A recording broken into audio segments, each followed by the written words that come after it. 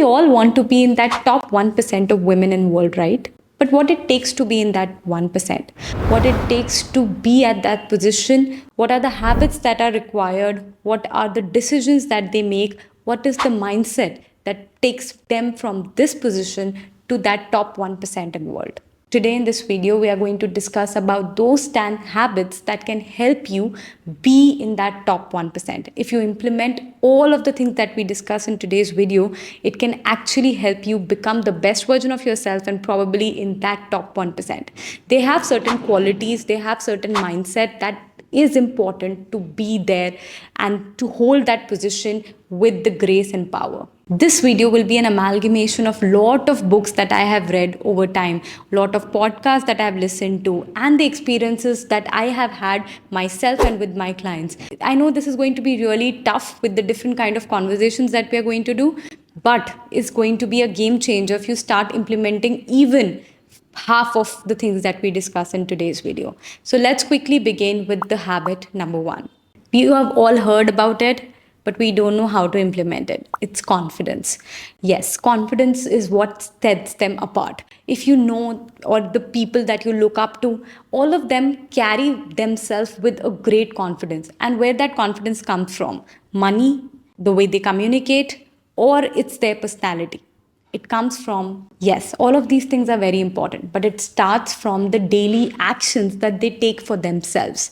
Only things that you do for yourself gives you the real confidence. It's not from the people around you or the fame that you get. It comes from within you. The actions that you take for yourself every day gives you that inherent confidence. And it can be for anybody, no matter what's your body shape, size is. If you start working on yourself, if you even do something for yourself every day, it will give you a sense of confidence. They own it. And that owning comes with the actions that you're taking for yourself and your routine, your personality, your body, everything will amount to certain confidence every day that shows up on the face. It's not the best makeup, it's not the best clothes, it's the confidence that sets them apart.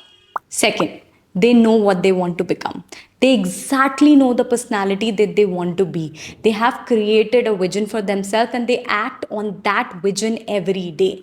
I have shared this in one of my previous videos where I have emphasized on creating a mood board of the life that you want to have, the mood board of the personality that you want to have, mood board of a day probably that you want your day to look like. So this will actually make a hell lot of a difference to your life. This will give you a clear picture. Okay, I want to see my day look like this. And when you try to take the actions in according to the vision that you have created for yourself, it will have a clear picture in your mind and it will give you a sense of confidence. So creating a vision board or a mood board that is having all details about the way you want to be, a person you want to be, a lifestyle that you want for yourself will make a hell lot of a difference. For example, I have created a mood board for myself for the entire next week, and this is how my week would look like in the next week, and that's how I want it to be. And when I get closer to it, it will give me a sense of confidence. This is what those 1% women are every day, every week doing for themselves. They have a very clear vision, whether it's on their phone or it's on paper, but they have that clear vision of how they want to become, how they want their lifestyle to look like, and how they picturize themselves in coming days, months, and years. And I know it's a game changer. Third, they understand money. Now, what I've seen, possibly mostly in India, women have a very distorted relationship with money. They have always been dependent on their male counterparts or probably their fathers for money. They don't understand money that much. However, it's tremendously changing in today's time and age, but still I have seen many women who don't understand how to manage their money, how to take financial decisions, how to invest money, which is, I think, is very, very important when it comes to us being financially independent. You have to understand that everything that you do in life or you want in life will come down to financial independence, and it is crucial for every woman to have it. I know we have heard a lot of podcasts on it and we are already working in that direction, but still women go, they earn their money, they spend it, but they don't know how to save it or invest it. There are very few percentage of women, as per the data, who are actually investing their money or saving it or know how to grow it much better. I was not able to do it since like last few years, but I I had that vision in mind that no, I have to ensure that I'm financially independent and my money grows for itself. And that is very, very important for every woman to know. You should definitely have different kind of liberty and independence when it comes to your life, but financial independence should be on top of the list, and that will come with the understanding of money and your relationship with it. You don't have to just earn money to spend it on your say makeup and your luxury or say clothes. All of that is good, but you should know how to invest it and make it better and have a better relationship with it, because that's how you will be apart 10 years later from the other women in around you, because they really have a clear understanding of money. So yes, probably on this channel as well, we will have detailed conversations with people who are financially independent, who have good with respect to money, and we wanted to share it with you so that each and every woman who's watching this video today or hearing this podcast really have developed that kind of relationship with money. They know how to spend it better, they know how to use it better. So I really want that to happen, and that's why I want each one of you to listen to this and start taking care of your money and build that relationship with it. So yes, third very important point is to have a good relationship with money. Fourth, they know how to say big no. Now this can be really controversial, but I think everything that we do, as it's ingrained within us, possibly the conditioning is like, okay, we have to be a good girl, we have to be very good with everybody around us. But old women who know how to take charge of their life, they know how to say no. You cannot be good with everybody. You cannot say yes to everyone. You have to know how to say no, because that is what will make you a different person, a different personality who every other woman will look up to. So you have to say no to things that doesn't fit in your ecosystem, or that doesn't fit in your thought process, or probably in your principles. You have to have that kind of charisma, that kind of bold attitude towards everything that you do. And it's not about being bad, or it's not about being rude. It's just about setting the right kind of boundaries. It's very important. As much as I can stress on this, you know how to set right boundaries and saying no to people, or no to things that you really don't want for yourself. It might hurt in the beginning, but it is what will give you a long term happiness. That brings me to the next point, which is being self-full. I will not term it as being selfish, because I know it will look like a negative word. However, being self-full is very important. Prioritize yourself. As much as I can stress on this, make sure that you prioritize on your needs, your choices and everything. It's not like mera beta ye kha raha hai, to I'll be doing this, or my husband is saying so I'll be doing this. No, you have to have your own choices. You have to put your thoughts first. You have to put yourself first. It will make a hell lot of a difference to your life. You will be independent thinkers. You will be independent with everything that you're doing. And when you are, doing this for yourself, you will be self-full enough to do it for others. If you don't prioritize yourself, you cannot expect yourself to be happy doing it for others. Your plate should be full in order to give it to anybody else, right? So make sure that you do it for yourself. You understand the importance of self-love, self-growth, and you take some time for yourself. And once you do that, that happiness will help you translate it to others. Otherwise, you won't be able to give it to the people that you really like. So it's not about just giving and giving. Take some time for yourself. And when it means to say no to them at particular time, do that. Go ahead and do that, because that's not selfish, that's self-full. Next is to be aware.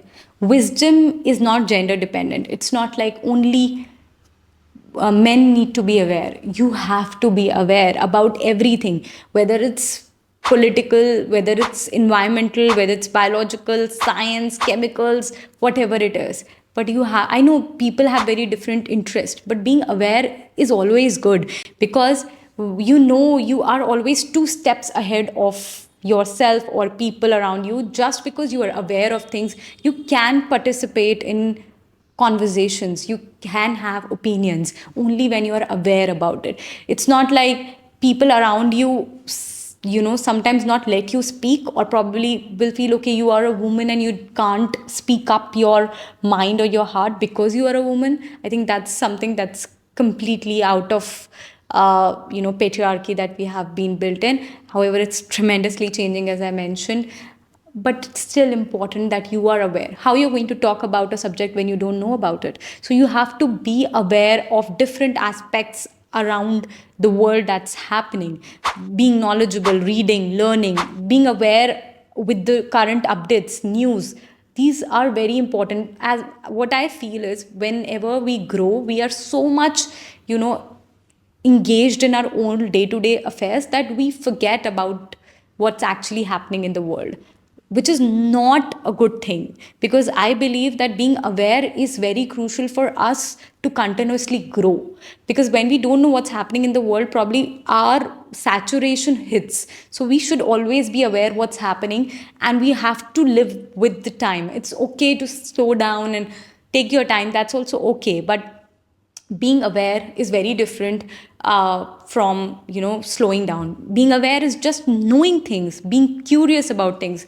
I believe that people at after a certain point in life, and especially women, that is what I can understand from the data, that after some point in their life, they stop being curious. They're like, okay, this is my life, this is what I have to do, this is like my day work, that's my night work, now my kids, my husband and everything, that become their world, and they are just unaware of the external world. They just focus on their entire energy in this world. However, that's not something that I want for all of you who's listening to this video. And those top 1% of women, they exactly know how to be curious always, how to know about things, how to be aware, how to read, learn, and ask questions. So I think that is one important quality and habit that we need to inculcate if you want to be in the top 1% women of the world. Next important habit, I think, is something that really works for me and for most of my clients, is to protect your morning energy. So we work on circadian rhythms, and when sunlight hits us, it's the time when we are most alert, and around 10 o'clock, it's the time when your body is made to be most alert. And at that time, when you give your energy and focus on particular task, it comes out in a very different way. In a world where the things are running in a very fast pace, this is something that I want you to protect. Your morning energy should not be wasted in routine tasks or being on your phone or being just figuring out things. It should be invested in things that you really want for yourself, in things that will help you grow and work towards a better future for yourself. So I advise and recommend this to each of my clients, that protect your morning energy in doing things that work for yourself and your self growth, so that gives you a push and momentum for the entire rest of the day, that you probably will devote it for others, or say your career, or things that you are probably doing other than for yourself. So make sure that you protect that morning energy and invest in that time. It had been a game changer for me, so I want all of you to do that as well. Next, very important thing that I think any successful woman and the top 1% women in the world have been doing is to reflect.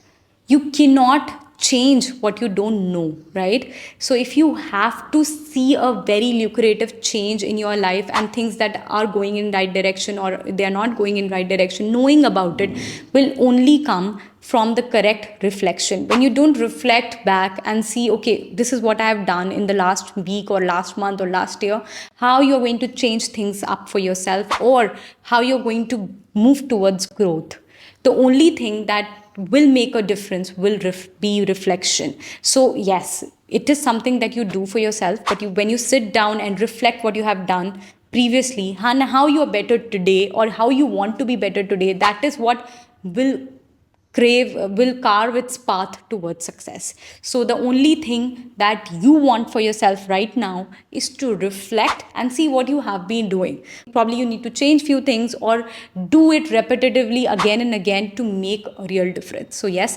reflection is a very powerful habit of every successful woman in the world.